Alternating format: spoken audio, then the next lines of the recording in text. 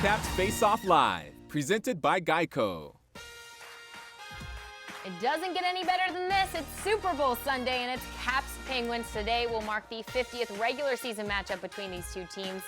And the two faces of the league, and Sidney Crosby and Alex Ovechkin, never disappoint. It's a physical and heated rivalry we have in store today in D.C., and it all starts right now as our pregame coverage begins right here on Caps Faceoff Live, presented by Geico. I'm Jordan Giorgio alongside Brent Johnson, Graham Paulson. Thank you for spending your Sunday morning with us. I mean, what a day we have in store. We have a little brunch action before Caps Pens. Caps Pens is our Super Bowl. This is true, exactly. Yeah. Followed by Super Bowl 54. I mean, it doesn't get any better. It does not. This is as good as it gets as a sports fan, as a Caps fan. From a regular season standpoint, this is what you look forward to. You play the Penguins on what is kind of an unofficial holiday in this country, where everyone gorges themselves with delicious, wonderful foods on Yes. Super Bowl Sunday. So it's going to be great. Love this home game. Love this tradition at this point against the Penguins. But Johnny, this is critical. It's a 4-pointer. They're hard charging in the Metro. It's the first of 4. Caps got to set a tone. There's going to be a lot of jockeying here in these upcoming months, but let's talk about Alex Ovechkin. No, that's Guys, what would make it are better. You kidding me? 5 tonight? In his 14 seasons, guys, it's just remarkable how extraordinary this guy is. He continues to prove all the haters wrong, and he continues to, get points on the board, and he's running up. I'm looking at that chase to 700, and I'm like, I don't think I'm going to be close Right, here. same But another thing is, think about this. Coming in the league as a superstar, he's got that burden of responsibility that he's got to do something. He's got to achieve his goals. He's done it. He has done it here, and he's just getting better and better as it goes. He scored 34 years 8 old. goals in the 3 games leading up to the break, and everyone said, well, darn it, he's going to cool off. And in 2 games since coming back, he's got 3 more, so 11 in his last 5. Ain't slowing down anytime soon. All right, stay right there. When we come back, we'll continue breaking down everything that you should expect from today's Battle of the Metro, including seeing this kid, rookie star standout, Ilya Samsonov. Today will be just his 2nd straight start of the season. But is starting Sammy the best decision today? Brent gives his thoughts next. And don't forget, NBC Sports Washington and Papa John's are celebrating Alex Ovechkin's upcoming 700th career goal, as he is just 5 goals away. Visit NBCSportsWashington.com/OV700 sweeps and guess the date that you think Ovi will score his 700th goal. You'll be entered for a chance to win the grand prize of a signed stick, Caps tickets to the March 31st game against Toronto, and a meet and greet with Alex Ovechkin himself. Time's ticking. Don't wait. We'll be right back with more Caps Face-Off Live.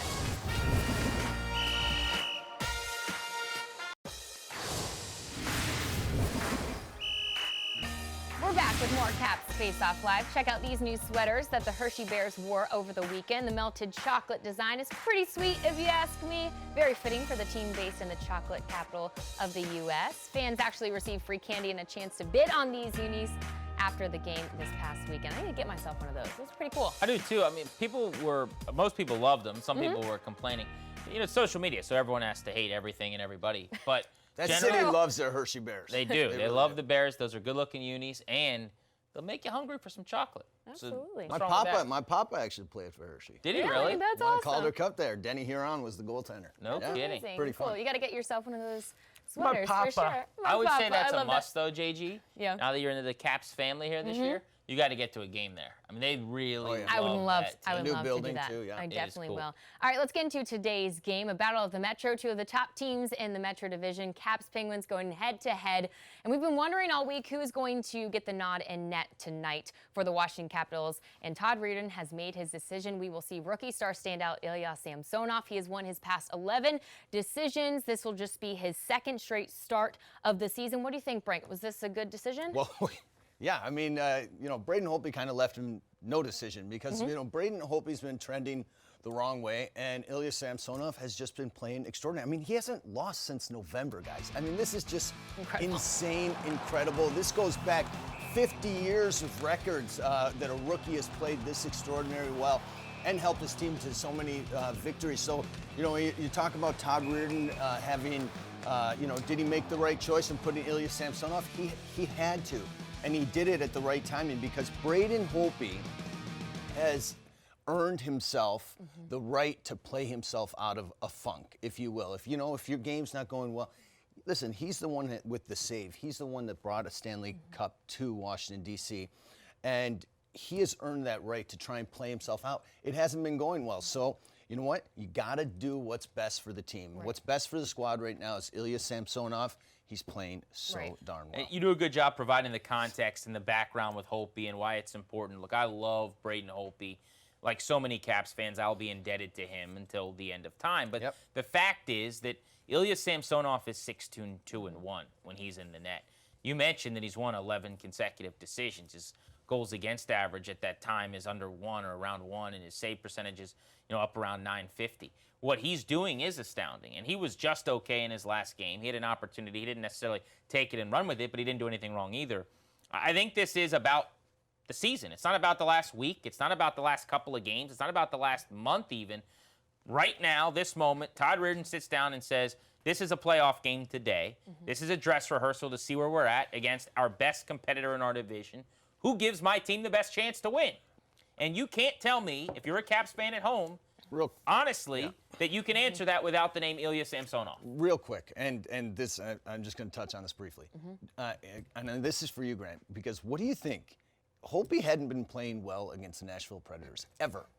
Right. And he puts him in that tough game. You called that before the game. And I said this could have gone one way or the other. It's either going to be really good for Braden Holtby's, his confidence, or it's going to go the opposite way, and then you're going to see Samsonov in net. And it did go that way. Now, what I'm saying is this a choice that Reardon made that kind of made life easier on him by going to the kid? Interesting, right? Because Ottawa was next. So if you start Samsonov against Nashville, a tougher opponent that generally has the Caps number, and then you go to Holtby against Ottawa in a game you're going to win handily, probably. Maybe Holtby starts this game, to your point. I think what he was doing, and he probably met with Holtby at some point and said, listen, we're going to give you a chance out of the break to kind of get going, get in rhythm. You get those 2 games. If you play well, you get Pittsburgh. It didn't happen, so the decision was made. I have not thought about that, but that's interesting. Look, he clearly got the tougher assignment. Nashville as opposed to Ottawa. But frankly, we're talking about a former Vezina winner, a guy who was a runner-up. You know what, though? You shouldn't have to worry about that kind of stuff. It's really crazy, though. I'm looking around the league, and I'm seeing goaltenders like Vezina-quality goaltenders all over the place. Pekka Rinne, Marc-Andre Fleury. Numbers are not good. True. Numbers are not good and struggling. So I don't know if it's an old guard kind of thing, that this new style goaltender's coming in here and starting to play well, but it's working for the Caps. Ilya Samsonov is playing very, very well. Well, let's go ahead and move on here because we're going to see 2 of the top teams in the Metro Division. And from the start of the season, we really didn't think that would be the case. We didn't think the Penguins would be breathing down the Caps' neck at this point in the season because they've dealt with so many injuries, and they still are. Most notable, Sidney Crosby, who just recently returned. From an extended absence. He was dealing with a core muscle injury, but it's almost like he never left. This team is still hanging in here. First of all, this is the scariest graphic I've ever seen because you can see in one line there it says groin/spider bite. That just sounds petrifying. Now, those things aren't actually related, but just know that should never be shown on a graphic. I'm not blaming anyone, I'm just saying. Spider bite to the groin area does not sound good. I'm going to have nightmares now. But lower body, Letang, Hornquist lower body, the core muscles all over this team. And the fact that they are where they are in the standings is astounding. I have loudly been wrong on this team, time and time again. Crosby's out for an extended period. They won't be okay. Now they have another serious injury. There's no way they can survive. No Jake Genskill, their leading goal scorer. That's not a problem. They've been coached very well. They have a great pipeline from Trent Wilkes-Barre in the minors. And frankly, I hate saying this because it's not analytical. It's just kind of anecdotal, and I don't love analysis in that way. But they just have a really good culture. They have guys that come up and all of a sudden fit in well with the veteran dressing room. This is what the Penguins are. It's how they've made the playoffs every single year for going on a decade and a half. The Caps are better, though. I expect them to win today, and that's why they're ahead of them in the standings. But, Johnny, it's been an incredible year for them. I look at the contrast between the Caps and the Penguins as the guys that come up from the minors for the Pittsburgh Penguins are pluggers. They're pluggers. They're grinders. They're guys that keep you hemmed into your zone. And when that happens, it wears you down. And they wear teams down, and they just keep coming. They don't stop. And then go back to, all the injuries they've had. And what kind of shocks me is that no one's talking about is A guy getting overshadowed is Evgeny Malkin. Evgeny Malkin has been extraordinary. He has 53 points this year, only played 38 games. That's nuts. I mean, he's playing so well, and he gets overshadowed because Crosby comes back in, starts putting points on the board. So this is the thing. They got their two-headed monster back. Jake Gensel's going to hurt them, especially if he's going to be not around for the playoffs. So we'll see how that goes. Was it this way, though? Like, I don't remember years ago when you were there. Oh. When they would call up some random minor leaguer, did he just suddenly get really good? Like, this happens with the Patriots and these championship I organizations. can't remember 2009, 10, or 10, 11. We had the most man games missed. I mean, Stahl, Crosby, it was Malkin, Letang was out. We had the most man games missed, yet we were right in the hunt the whole time. It just kept getting done. Nothing seems to matter for them. Nothing seems to matter. But I'll tell you what, this is a good squad. Both their goaltenders, I don't know if you want to call them starting goaltenders, backup goaltenders, have played extremely well. Matt Murray's riding a 5-game win streak. So, I mean, they got a lot of good things going for them. Now Capitals need to figure out how to penetrate their armor. Because they're not going away. All right, quick break for us. But when we come back, these two guys are going to take you back through the years and rank the best Caps-Penguins games of all time. You could be the judge if these rankings are correct. Keep it right here. It's Caps Faceoff Live.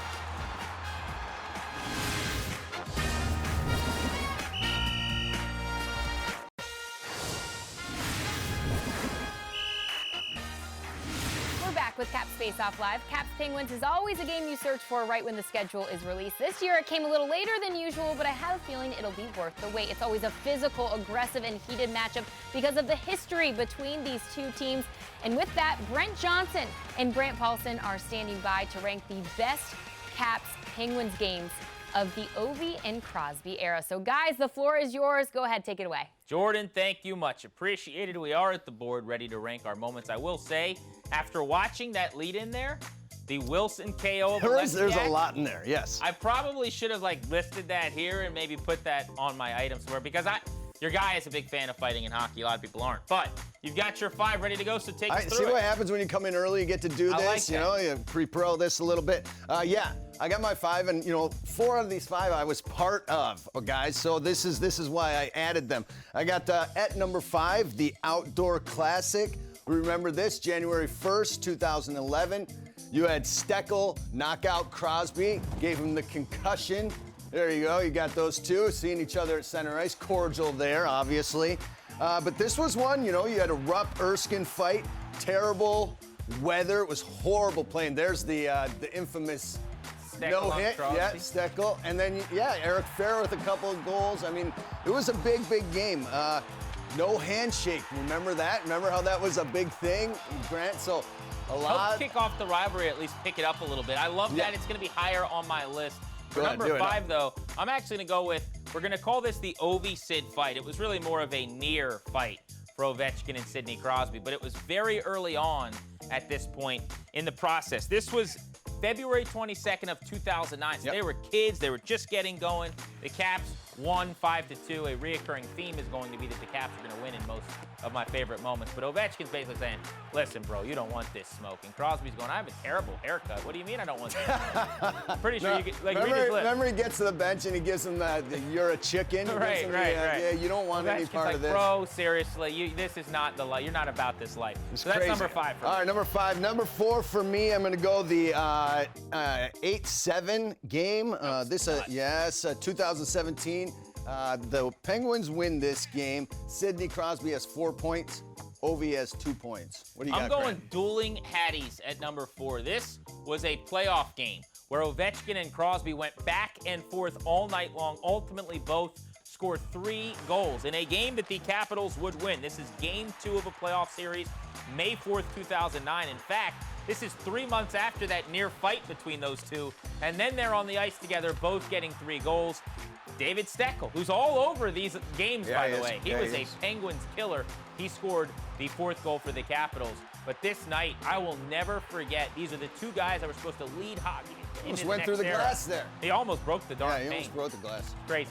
All right, number 3, we're going to move through these a little bit quicker here. Obviously, the Kuzi Series winner. This could be number 1, obviously. This is phenomenal because this gets them through the second round. This obviously paves the way removes that roadblock and gets them going to the Stanley Cup and ultimately winning. First time the Caps ever played in a Winter Classic. We had the big build-up, you may remember. I think it was HBO with the show where you, like Hard Knocks. I loved it. I was part of it, and it was phenomenal. It was great. I still watch it to this day. Have it archived. Pretty neat. But I got to go Winter Classic. That was just something I look forward to for months. All right, number 2 for me, the dueling hat tricks, which you put number 4. This is game 2, like you said. Pens win that round. They lost that game, but they win that round in 2009. I think Caps fans sleep on this one a little bit. I'm going to go with T.J. Oshie's hat trick. Redskins fans, cover your ears. This is the same night Josh Doxson was taken in the first round and ended up busting as a wide receiver for the Oh, my God, I remember that. April 28th, 2016. You'll remember this. Game 1 against the Pens. Is this year going to be different? Is this finally the time we beat Pittsburgh in the playoffs? T.J. Oshie, a newcomer, he's going to be the guy to put you over the top. Well, how about a Hattie with a game winner in overtime? Look at the celebration after the wraparound. Murray totally overplayed that one. Was sick. Here we go. I'm gonna pick my number 1 is the Ovi Sid fight, and the reason I'm gonna pick this is because these two have just been 50 games head to head. Yeah. They dislike each other, even though they're cordial off the ice. They're never gonna be friends, but they carry that rivalry on the ice, and that's why we get so excited. Like we said, this is our Super Bowl. This morning, this afternoon. This is why it's fantastic, these two guys. You mentioned this already. It's too low on your list, my friend. The Dragon was slayed once and for all. Evgeny Kuznetsov sprung by Ovechkin. 5-hole. Nobody really knew initially. Did the puck go in?